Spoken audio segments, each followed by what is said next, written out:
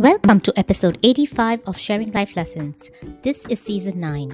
We are one spirit, one soul, one world, and together we are creating a library of stories and life lessons. I am your host, Hamidah, and I want to bring you stories because stories matter, stories inspire, stories teach, and stories heal. Listeners, to begin this episode, I want to remember Sidney Poitier, the iconic Hollywood actor who passed on a few days ago on January 6th. I intend to watch a few of his classics again, such as To Sir with Love, Guess Who is Coming to Dinner, and Lilies of the Field. I am traveling to India this week and I'm taking my HBO Max app with me. I hope it works there so that I can watch them while I'm there. There are two reasons to start this episode with a few of Sidney Poitier's sayings. First, I liked him as an actor for his amazing acting, and as a person for what he said and spread. Second, for his relevance to this episode, which I will talk to you about later. Here are some of Sidney Poitier's powerful quotes. I am the me I choose to be. I wouldn't change a single thing because one change alters every moment that follows it. On fighting through struggle, he says, we are imperfect creatures. We are. That's what it is. But we should try reaching for the better you, the better me. There is pain and there is difficulties and there is fears and all the kinds of things that we live with. But it is through them we have to reach. We have to reach out, not just to each other, but to the universe. On celebrating life, he says, I have this feeling that life is so magically created that if I respect it, that respect will come circling back to me in ways I don't even know. This he said in a 2000 interview with Oprah for the Oprah magazine. And lastly, if I am remembered for having done a few good things, and if my presence here has sparked some good energies, that's plenty. Besides remembering Sidney Poitier for the actor that he is relevant for our show today because today's guest was an actor as well. He was a stage actor. And for those who enjoyed the movie Grease, like I did, which I actually still view once every few years, our guest played Danny Zuko in the first ever world premiere production of Grease. If you remember, this role was originally played by John Travolta in the movie. Our guest was also a wannabe movie star, but what happened while he was in Los Angeles and how he ended up teaching businesses and executives the art of storytelling is something you must hear from him directly. I loved talking to him because, like me, he believes that stories are powerful. So let's hear him tell his story. Everyone, join me in welcoming Doug Stevenson. Doug, welcome to Sharing Life Lessons. It is wonderful to have you on as a guest. Thank you very much. Great to be here. The way Doug and I met was I reached out to him via LinkedIn because Doug is a professional storyteller. Because Sharing Life Lessons is all about stories and we all learn from each other's stories, I thought Doug would be a perfect fit as a guest for this podcast. And so I reached out to him and he graciously accepted. So thank you for that. You're welcome. Can you start us off by telling us something about yourself? Well, I have quite a fascinating background, having lived over 70 years of life, trying different things, going in different directions. At this point, I am recently retired from my storytelling and business career over the last 25 years of teaching storytelling in business to leaders, to salespeople, to HR professionals, to fundraisers, to professional speakers, people who want to become professional speakers. Over a period of time, I developed a methodology called the story theater method. And out of that, I wrote the book, which teaches the methodology. You can get this book on Amazon, Barnes and Noble, either as a hard copy or as a downloadable. But I've been teaching this methodology for the last 25 years all over the world, 18 countries, all over the United States, Fortune 100, Fortune 500 companies, large and small companies, helping people who realize the power of story to influence and persuade, to sell, to market, to brand themselves or their product or service. So I've been doing that for 25 years and it just keeps evolving and becoming more and more practical at the same time that it's so emotionally significant for people because I have told stories and then run into somebody 5 years later at a conference that I attend every year. And somebody will come up to me 5 years later and say, "Oh, you're that look for the limo guy, aren't you? I saw you 5 years ago." And they remember my story. They remember my message. They remember the imagery of the story, and then they remember me. So story is powerful in that it markets and sells you, your ideas, your products, your services. But at this point, I'm retired. I'm off the road. No more planes, no more airports. I just get to sit back and do a lot of coaching like this. No more trains, planes, and automobiles for you, huh? For the listeners, I will have links to Doug's website in the show notes, and you will have a link to where you can buy the book from there as well. Right. I've got all kinds of learning resources. Wonderful. Doug, one question before I let you get on to your story. Why storytelling? That's such a unique profession. Why did you choose that as a profession?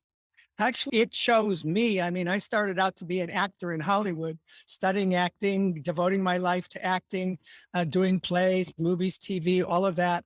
And when I left acting, when it didn't work out for me, I ended up moving to Colorado Springs from Hollywood. I became a realtor. And in real estate, I discovered that there's all these Rotary Club meetings and Sertoma Club meetings and Lions Club meetings and all these local meetings where they want a speaker every week. And I thought, well, heck, everybody that's getting up there is terrible. I could do better than that. Just knowing that I'm comfortable at the front of the room, I'm a little bit of a show off. I've got acting ability and comedy ability. So I started giving some of these speeches and people said, "Wow, you're really good up there. You should be a professional speaker." Mm-hmm. A what? A what? A professional speaker? Do people get paid to do this? And then I went to a conference, a real estate conference, and there was my first keynote speaker.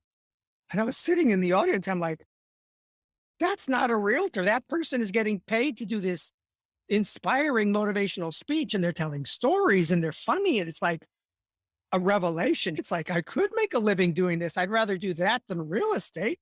And so I started to learn about speaking and I became a professional speaker. And I was really having a lot of traction speaking all over the country, getting paid to do keynotes and the positive power of change. But during this process, I had a couple of stories that I would tell over and over again, and I would perfect them and polish them. And at one point I was at a speakers association meeting. National Speakers Association, professional speakers get together and share their secrets. Mm-hmm. Well, I was new. I did a showcase and I got up and I told one of my stories. And I don't just tell a story, I act it out. And this is where the acting and storytelling blended without my being aware of it. I didn't even know I was doing it. But after I got done telling the story, people came up to me and were like, "What is that? What is that you're doing? I've never seen anybody do that before. What is that? Is that something that you can teach?" Interesting. And I was like, I don't know. I guess I could teach it. Would you do a workshop? I'd love to take a workshop.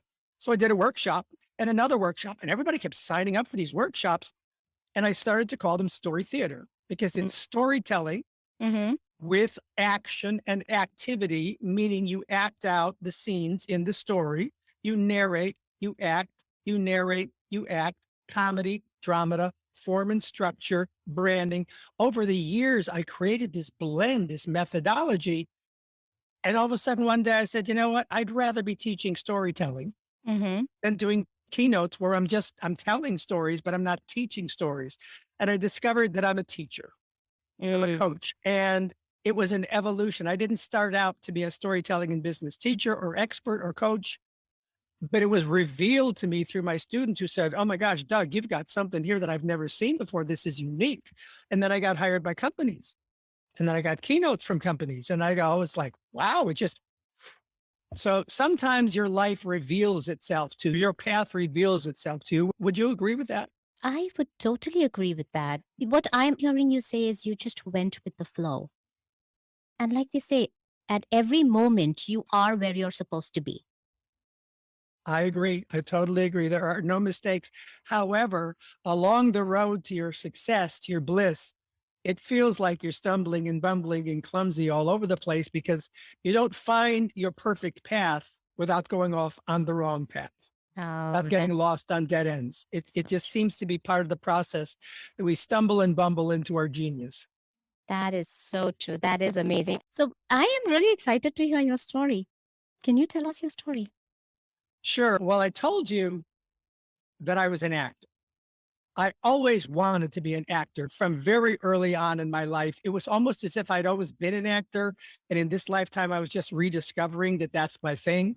And so I was really focused on wanting to be an actor, but there was no foundation in my family for that. My mom and dad had nothing to do with it. They didn't support it. They didn't take me to acting school.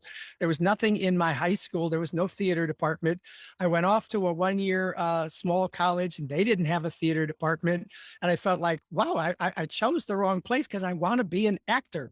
Well, in the summer, in between my freshman and sophomore year, I got into an acting class in Chicago, a real acting class, just like one in New York City with real actors and a real New York acting coach teaching method acting. And it was so exciting because all of a sudden I wasn't a student among students in some college thing. I was with professionals making a living doing acting, TV commercials, radio commercials, modeling. Well, I never went back to college because this was what I wanted. This was just so exciting. I didn't need to do science. I didn't need to do math. I knew I was going to be an actor. I was going to be a movie star. So what do I need that stuff for? So I didn't go back to college. I stayed in Chicago. I started studying acting, driving a taxi during the day, studying acting at night, doing scenes. I got an agent. I started doing some TV commercials. I started getting a little bit of work, but not enough. I started doing plays. I did The Merchant of Venice. I was the Shakespeare clown, Lancelot Gobbo. I did the first production of Grease. I was Danny Zuko in the world premiere production of Grease. I thought I was really hitting it. But the problem was there was no way to really make a living as an actor in Chicago. I mean, even the people that were making a living, they were doing it more in modeling than they were in acting because there was no TV, there was no movies in Chicago at that time like there is now. So I knew I had to get out of town. I had to go to Hollywood. I had to somehow get to go to Hollywood. So I developed a plan. My master plan was going to save $1,000 because I'm going to need some money to get started. And I'm going to pay off my Volkswagen Bug that I'm buying from my dad. So I set this plan in motion, told a couple of people about it, not a lot, because I didn't want to share my big dream, my big plan, if it didn't happen. So I'm going along, I'm driving taxis, I'm studying acting, I'm trying to save some money, but I'm not getting anywhere. I was having a hard time even paying the bills, much less save money. Well, a year later, I had told my friend Susan about this, and here we are at like midnight after acting class having a late night breakfast. And she turns to me and she says, Doug, you're still here. At least a year ago, you said you were going to go to Hollywood. What's going on? What happened to your master plan? And I said, well, Susan, I'm having a hard time saving any money. And she said, well, how much have you saved? Yeah, that's the thing. I've like maybe saved $50. $50? And how about the car? You said you're going to pay off your car with your dad. Did you pay it off? No, I've only made 3 payments in the last year. Doug, what are you going to do? You want to go to Hollywood or not? Yes, I really want to go to Hollywood. I really want to go, but I've got this master plan. I need to save $1,000. Stop. I know you've got this perfect plan, $1,000, pay off the car, but you're not getting anywhere. What are you going to do? You're still going to be here in a year having this master plan, not having saved any money? No, I'm not still going to be here in a year. How about 2 years? You still going to be here? No, Susan, I'm not going to be here. Well, Doug, here, listen, here's what you do. My mom taught me this lesson a long time ago when I was stuck. I was trying to make a move in my life. I was trying to make a change. I was a little scared. I couldn't do it. And she said, listen, Susan, pick a date. And I said, what do you mean pick a date? She says, pick a date. Get out your calendar, look out a couple of months, whatever you need to do, and pick a date. And on that date, you go, regardless of whether you have $1,000 paid off the car. It doesn't matter. You just pick a date. You commit to that date that you're going to take that action. You're going to make that change and you go. Well, I walked out of there at 1 o'clock in the morning with my head spinning. It's like, oh my God, she's right. I'm not getting anywhere. When am I going to go? I got to go. How am I going to go? Well, I picked a date 6 months later because I figured I'm going to really buckle down for 6 months, save some money. September 15th was the date. Well, by September 15th, I had about $250 and I hadn't paid off the car. But I had told my dad, look, I'm going to have to just give you the car back and you're going to have to sell it because I'm not going to be able to pay it off, but I'm going to go to Hollywood. And they said, how are you going to get there? I'm going to hitchhike. My parents were absolutely freaked out, especially my mother, but I was freaked out as well. But I had packed my Boy Scout Troop 886 knapsack, not a backpack, knapsack. I had bought an Army surplus duffel bag and I packed it with clothes. And on the 15th, I went to a freeway entrance ramp in Chicago and I stuck out my thumb. I was petrified. I was scared to death. I thought, oh my God, I'm going to die. What am I going to do? I don't have enough money. This doesn't make any sense, but I was committed. I'm doing this. I stuck out my thumb and it took about a half hour before somebody picked me up. But once I was in that first car,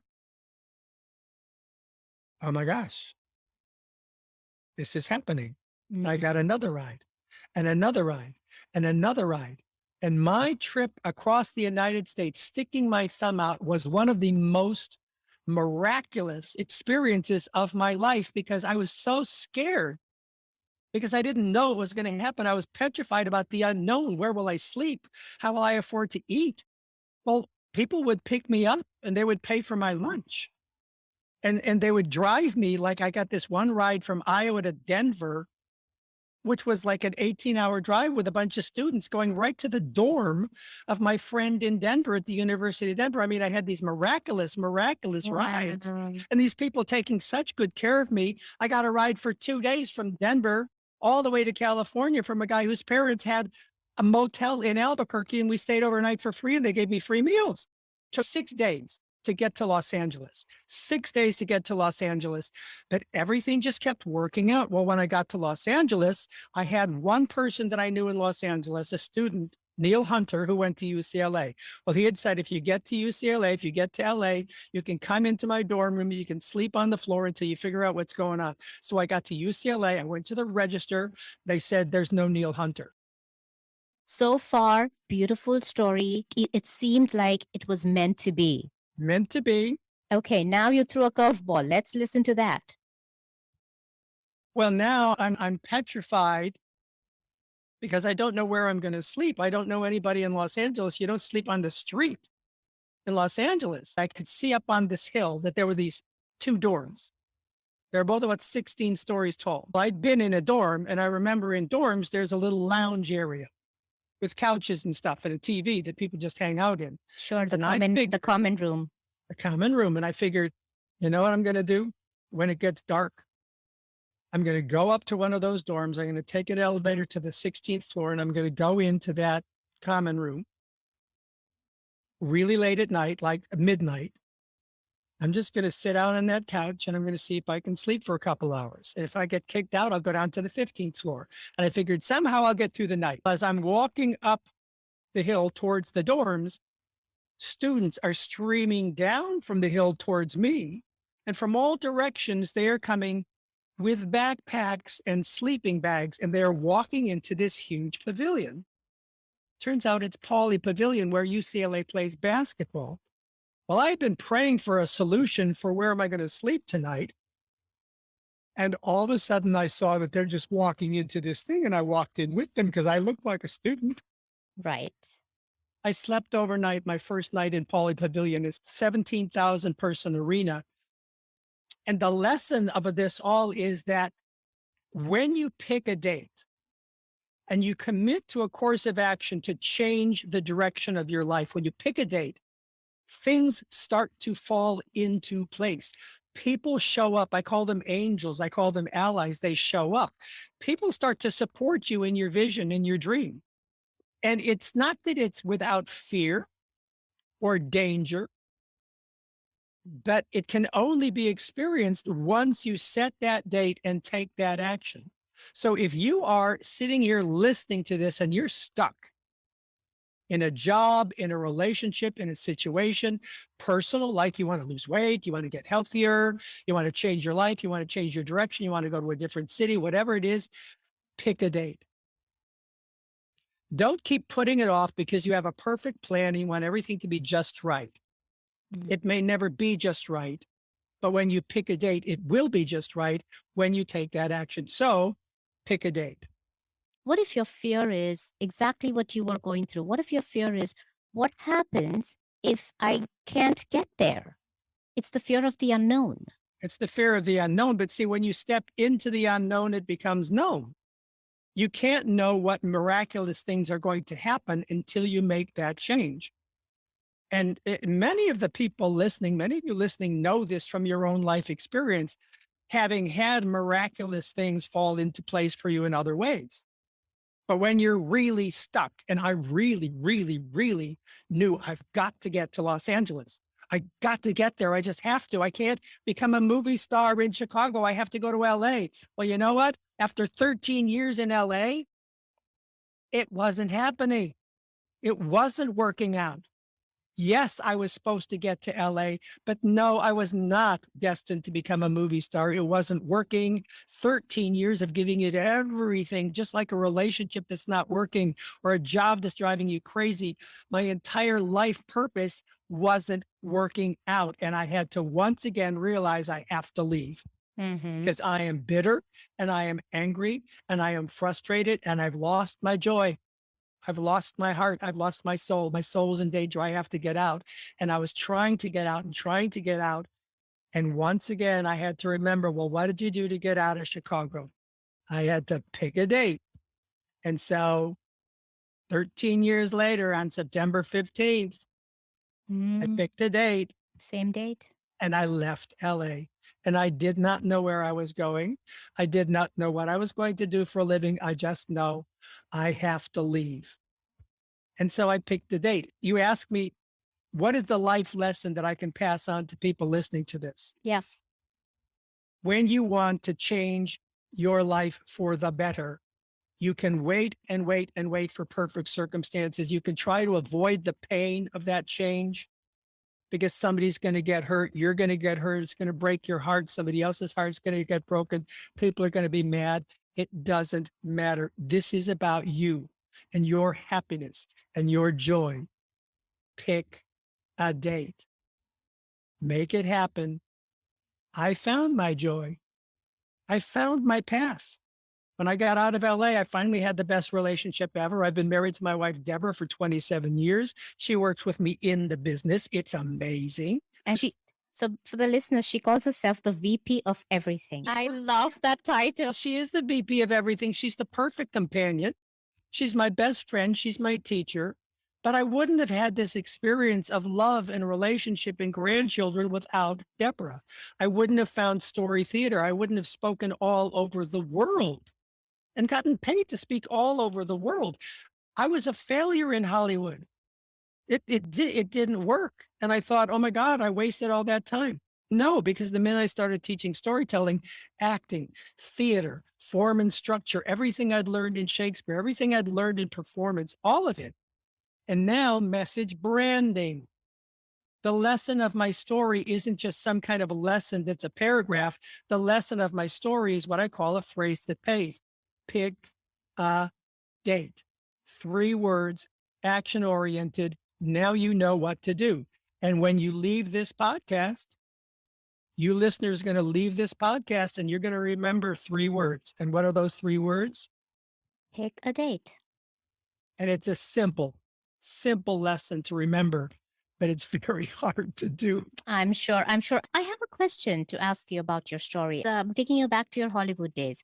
You gave it 13 years.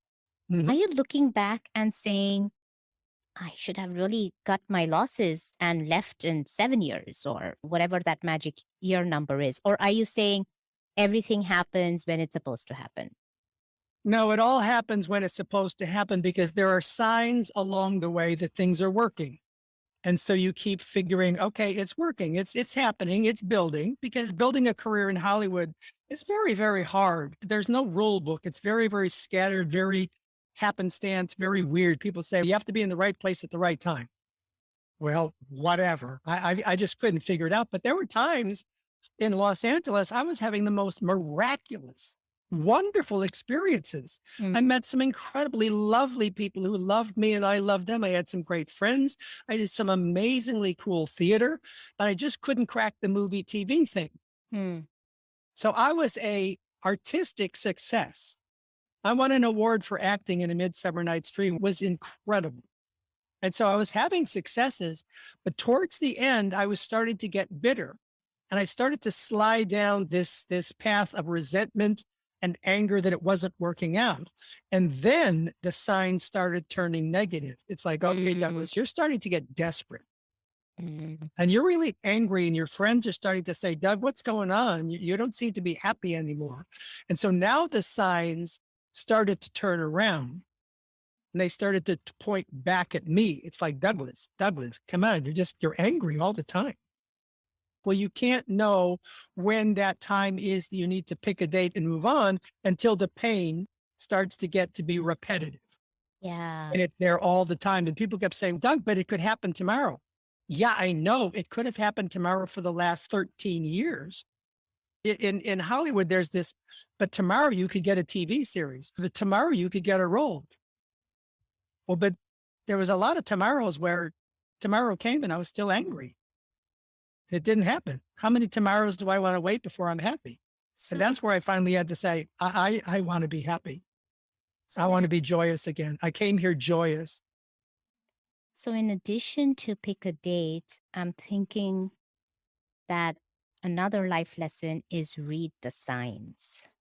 Yes. Because if you just kept being miserable and waiting for the tomorrow, you wouldn't have left Hollywood, and then you wouldn't have found your beautiful dream life.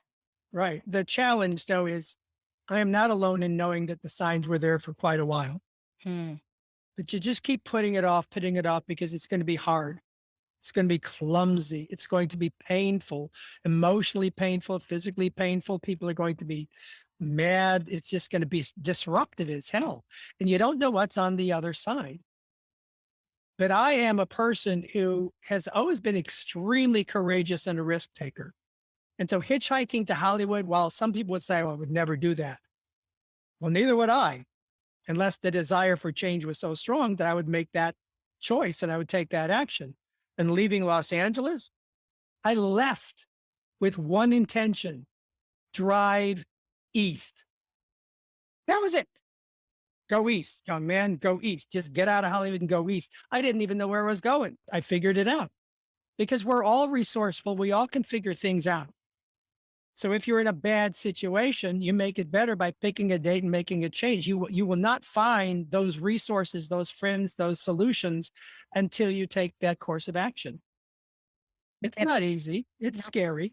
Very, very powerful message, Doug. Is there a final message you want to give to the listeners? Something that you want to say and that I haven't asked? Well, here's the thing.